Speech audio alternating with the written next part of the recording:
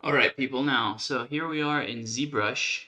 Um, so what we're gonna do is go over here to Z plugin, and we're gonna go into FBX export and import. So let's import our mesh, our tree mesh, so that we can get to work. So if we go to our folder over here, exported meshes, and here's our tree. Right. So I'm not going to be teaching fundamentals of ZBrush.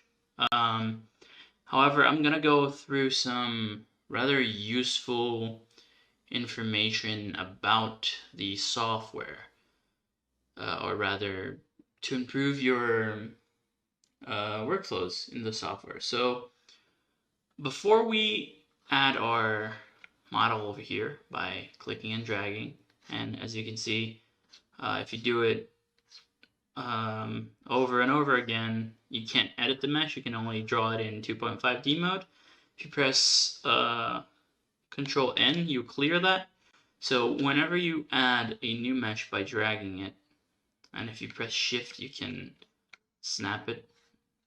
Whenever you drag it in, you need to press T, as in tortoise or turtle, or yeah.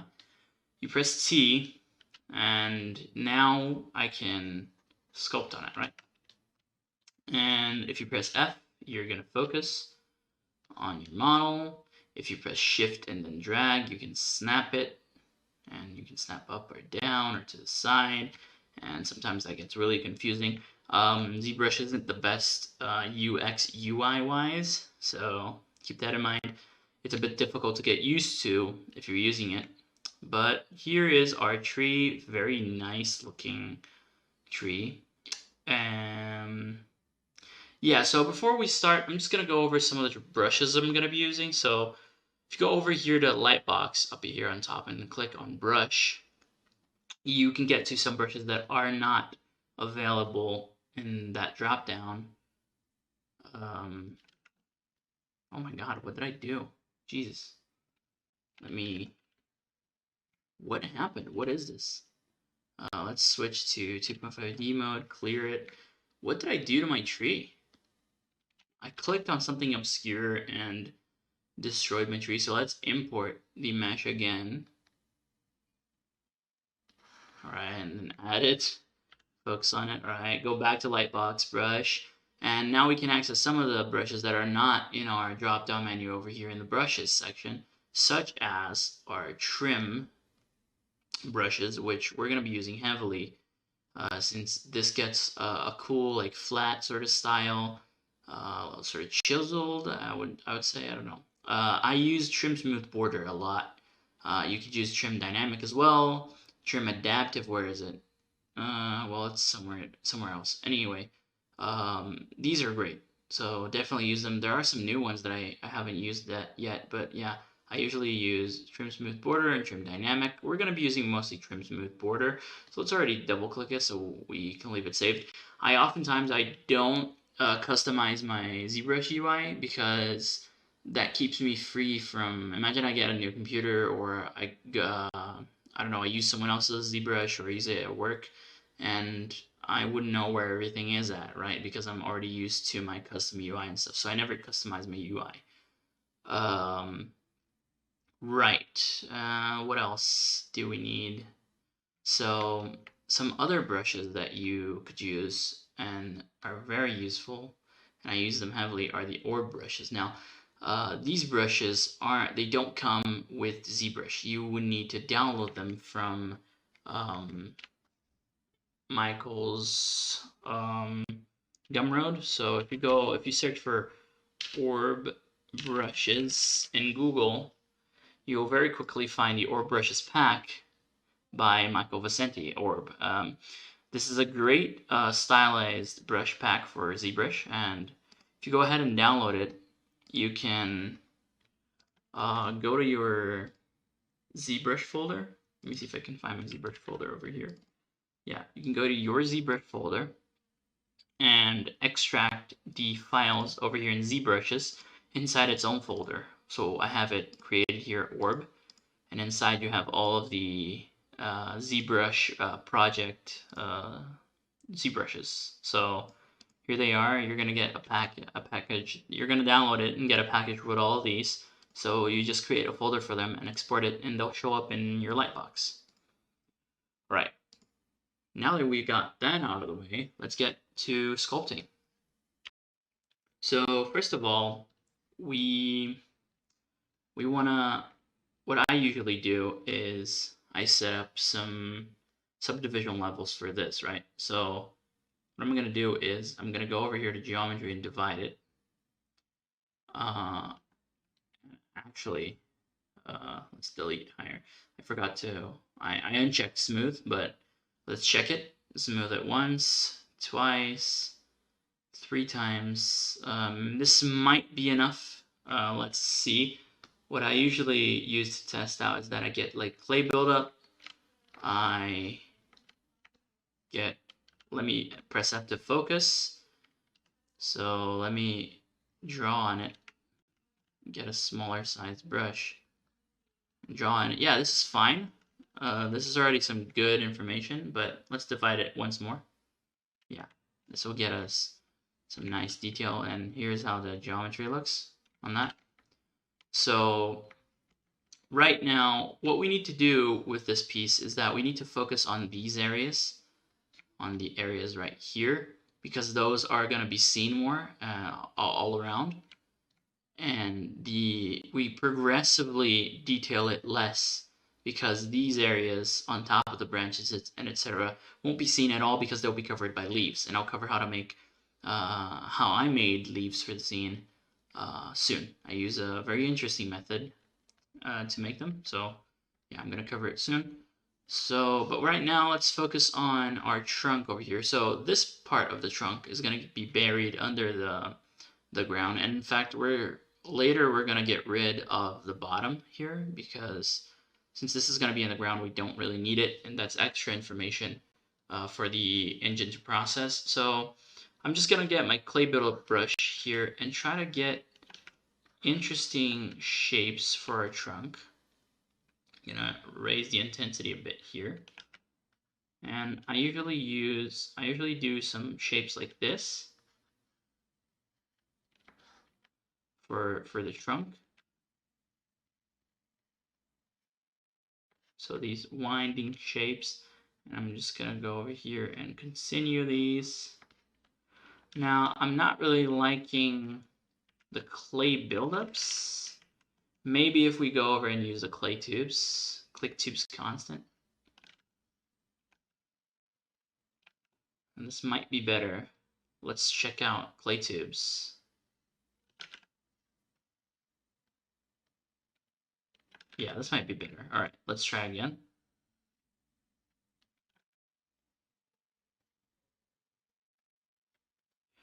And we're gonna use these brushes and these strokes to get to get a base for the polish and the details that we're gonna layer on top of it later. So maybe it's too intense. I don't know, let's lower the intensity a bit.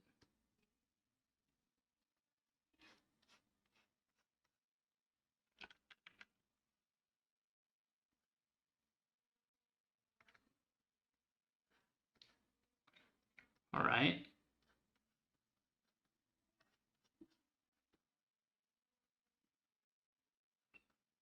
Now, all right, so as to not get too boring, I'm gonna try to be talking over this, but there's really not much to say for now. For now, we're just sort of experimenting with these brush strokes and with the silhouette. Right now, under here, we want to get some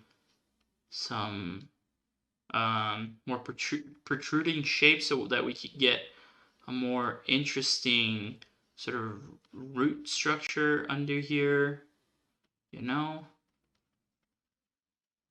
And there's more variation at the bottom.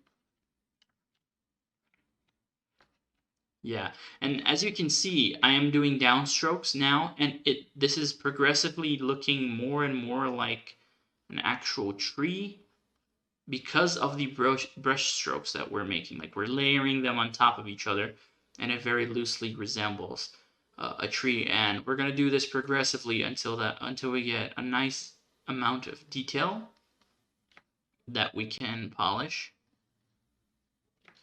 And it's crazy that it goes from looking rather weird to actually looking somewhat decent, and then looking the way we want it to.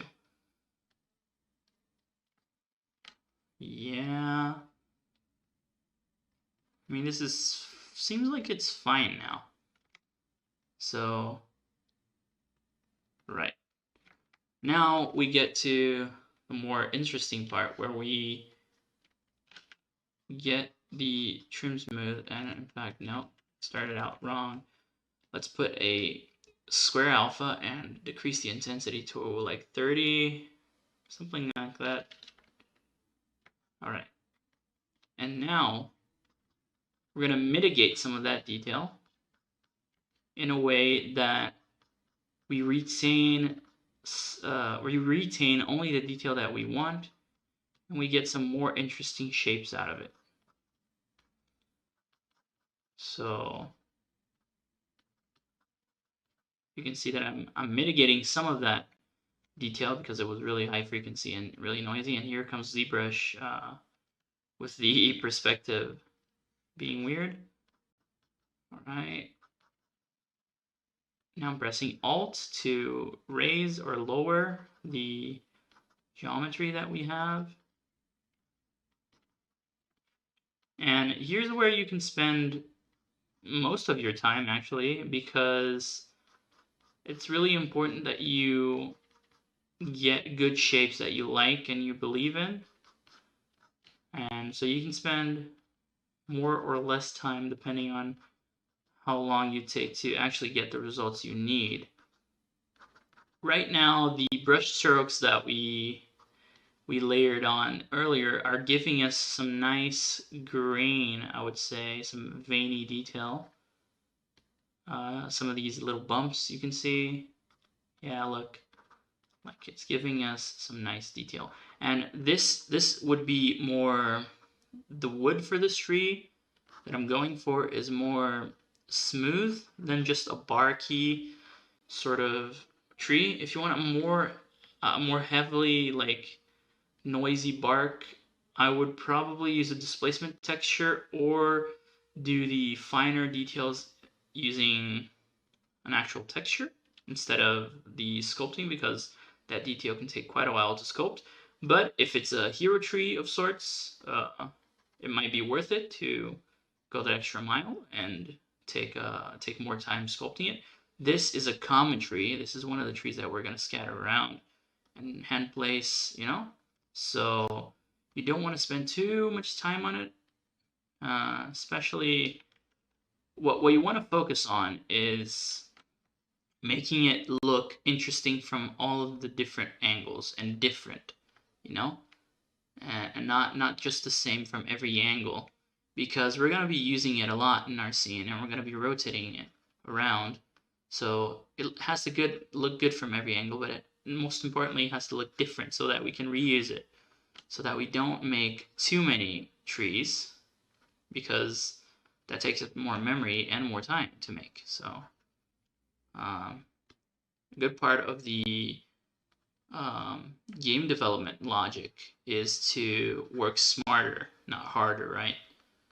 So reusing assets is a big one.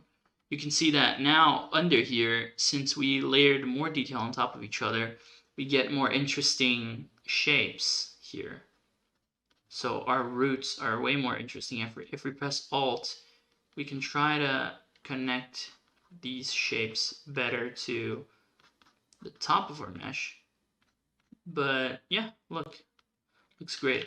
If you're gonna use the smooth to kind of iron out these shapes, put it to a very low intensity, because you can actually lose your detail if you do this. And I'm noticing here we're getting a bit pixelated over here. I should have, or in fact, I'm probably going to do that. I'm going to subdivide it again, but I'm not going to smooth so that we don't lose our detail. There. Now in fact, if you want, you could, let's see how it would look if we smooth this. Yes, you lose some of the detail. In fact, you lose most of your crispy detail. But I'm actually quite fine with this. Does this version of ZBrush have the contrast? Clay tubes constant, crease curve, crumple. There's a contrast brush that I saw that was really nice. I can't find it right now. I wish that I could just search for it. Maybe let's try to look further because that would help us a lot here. Where is our contrast? Yeah, I can't really find it. Maybe it's not in this version. Someone that's watching this probably already found it and I didn't, and they're having a very hard time. Right, so I couldn't find it. It's fine. I mean, we didn't lose too much of the detail. But yeah, you could go back and why is this intensity so low? Alright. You could go back and tweak it a bit more. You can see that now we've got much sharper brush strokes because of the extra topology. But sometimes it's inevitable, especially when you've got raised surfaces like we do down here. But yeah, you can do a good job.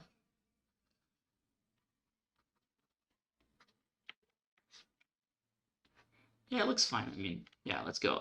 So as we go up the tree, we need to, and we should, detail it less and less because it will be even harder to see these parts. So sometimes I don't even go through it with the clay tubes. Sometimes I just use the Alt over here. Use your trim smooth border. Just use the Alt and sculpt on top of it over here just to get shapes that sort of resemble what we had at the bottom but aren't as refined, you know, and we can do this all around.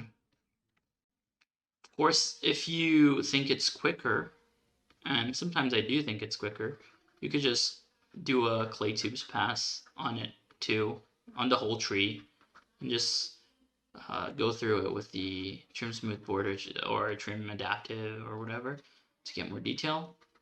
I am not doing it right now because I'm just trying to show you different ways and approaches that you can take, and that all of those are valid and will get you to the same place. So you can see that I'm trying to avoid like clumpy shapes as much as I can, but it's no matter if you get like clumpy shapes on one side and elongated shapes on the other, because the name of the game here is variation, right? Because we're gonna, as I said, we're gonna reuse this everywhere. So right now we're coming up on 13 minutes, and I think I've already covered most of what I'm gonna be doing in this tree. So I'm probably gonna either time lapse this or skip it to the end so that we see like an end result, and then we come back and I'll show you what to do with the model that you're gonna get out of this. Hey Thomas, this is gonna be the time lapse. I'm just gonna record me detailing like the rest of the tree, and yeah, that's basically it. So you can like fast forward this part over. just so that I don't skip. I don't really like skipping. I like, yeah, anyway. Uh, you can time lapse this. Thank you so much.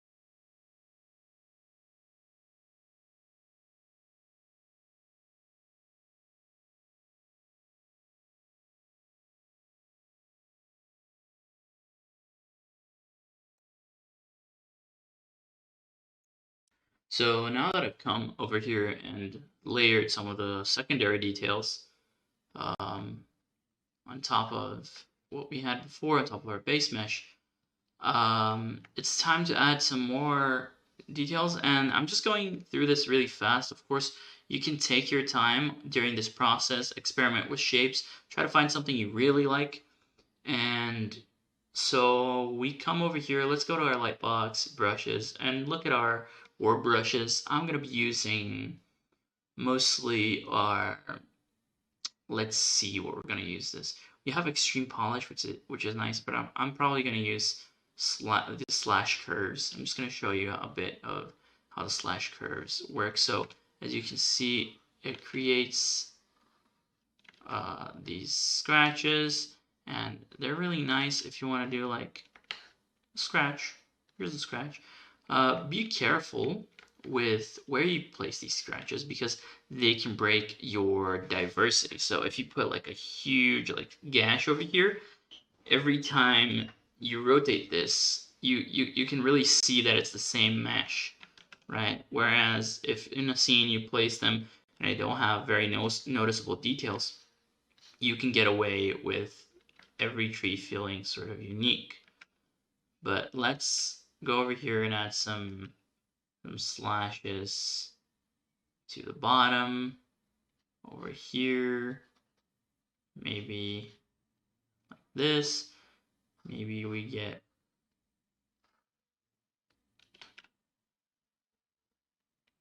slashes like this, and you can really use this to add detail to whatever. Let me put like 12 because it was really low.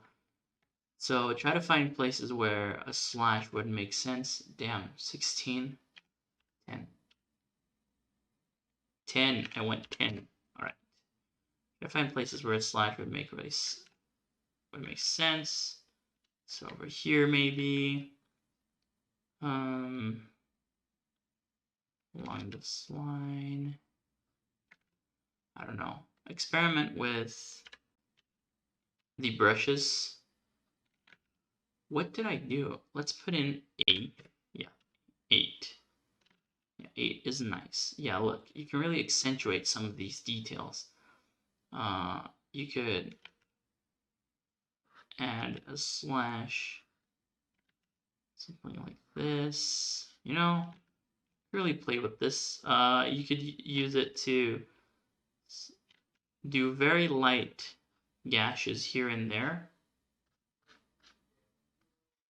This really adds more detail to your model. And you could also use it to, I don't know if you can see, but yeah, we're adding instead of subtracting here. So do experiment with it. It's especially useful in the branches, but I don't think there is too much else to cover here. This tree is looking acceptable. I mean, as I said, this is just a tutorial to get you sort of started.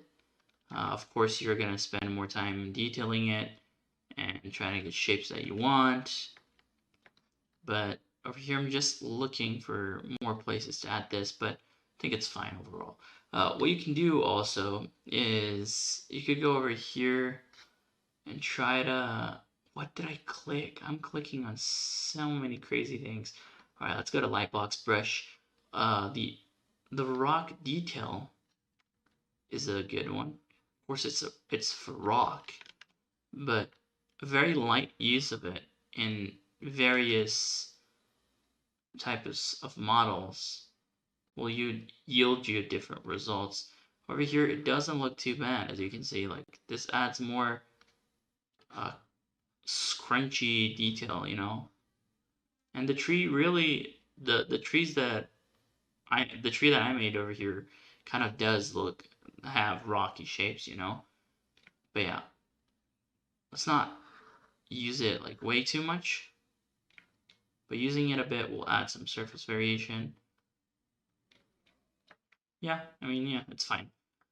So yeah, experiment with this, experiment with different brushes. I'm gonna smooth this out a bit. Anyway, this is just to get your foot in the door, to kind of teach you how to get the shapes that you want, how you would go about making the shapes for the tree. So right now, what we do is, now we have two models over here, right? One of them is the first subdivision level, which is already, it's a bit dense on these branches over here. You would probably want to have less polys on that, but it's fine for what we're doing here.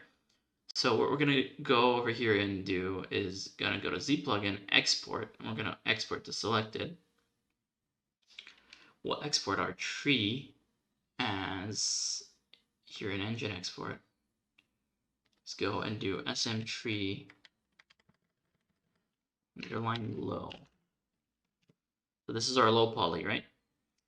And we're gonna go over and go to our highest subdivision level over here, and yeah, and do the same thing, but we're gonna name it